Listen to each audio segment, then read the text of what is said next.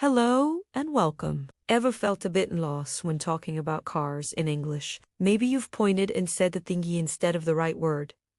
Well, you're in the right place. Today, we're going to supercharge your English vocabulary by diving into the world of cars. We'll cover everything from the shiny exterior to the crucial parts that keep you safe on the road. By the end of this video, you'll be able to talk about cars with confidence, whether you're at a repair shop, renting a car on vacation, or just chatting with friends. So, buckle up and let's start our engine on this vocabulary journey. First, let's talk about different types of cars. You've probably seen a car with a roof that can be folded down or removed. That's called a convertible.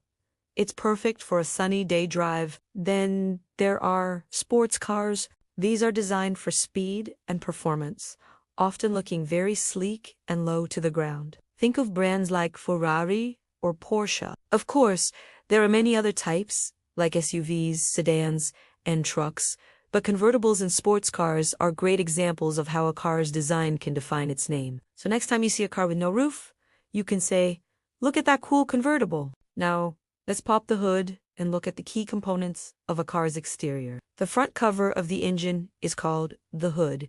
In British English, they call it the bonnet. If you have engine trouble, a mechanic will need to look under the hood. At the very back of the car, you have the trunk or the boot in British English. This is the main storage space where you put your groceries, luggage, or sports equipment. And that big front window you look through while driving, that's the windshield. It protects you from wind, rain, and debris. Don't forget the windshield wipers, those long rubber blades that clear the rain off your windshield. Hood, trunk, windshield, 3 essential words for the outside of your car. Safety is the most important thing when you're driving, so let's learn the vocabulary for key safety features. First up, the brakes.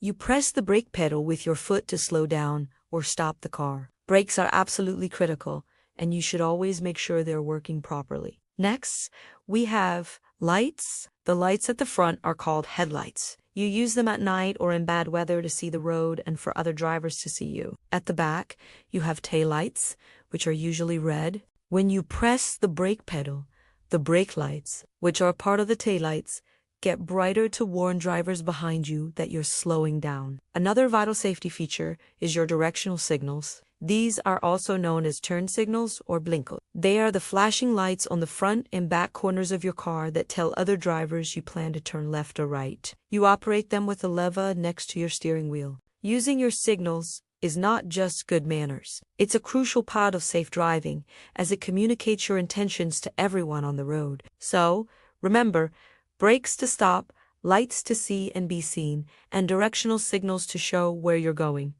Mastering this vocabulary isn't just for conversation. It's about understanding safety.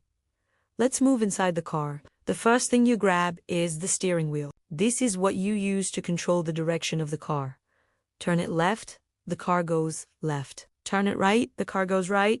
Simple, right? But what about that little storage space in the dashboard in front of the passenger seat? That's called the glove compartment, or sometimes the glove box. Historically, people used to keep driving gloves in there, which is how it got its name. Today, we usually keep the car's manual, registration documents, and maybe a few other small items in the glove compartment.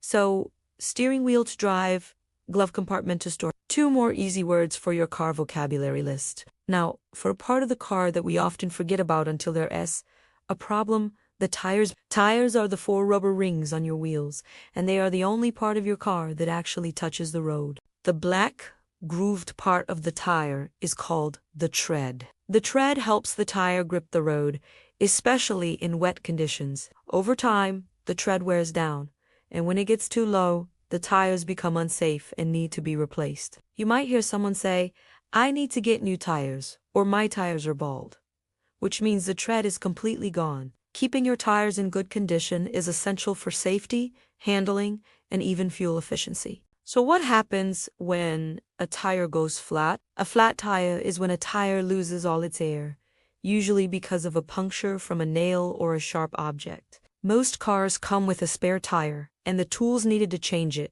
like a jack, to lift the car and a lug wrench to remove the nut. The process involves jacking up the car, unscrewing the lug nuts, taking off the flat tire, putting on the spare, and then tightening the lug nuts again. It's a useful skill to have. Knowing terms like flat tire, spare tire, tread, and lug nuts will make it much easier to explain your problem if you ever need to call for roadside assistance. Let's do a quick review of everything we've learned today. We started with types of vehicles, like the fun convertible and the speedy sports car. We then moved to the car's body, identifying the hood at the front, the trunk at the back, and the large windshield you look through. We covered crucial safety features, including the brakes for stopping, headlights and taillights for visibility, and directional signals for turning. Inside the car, we found the steering wheel to guide us and the glove compartment for storage. Finally, we looked at tires, understanding the importance of tread and what to do if you get a flat tire.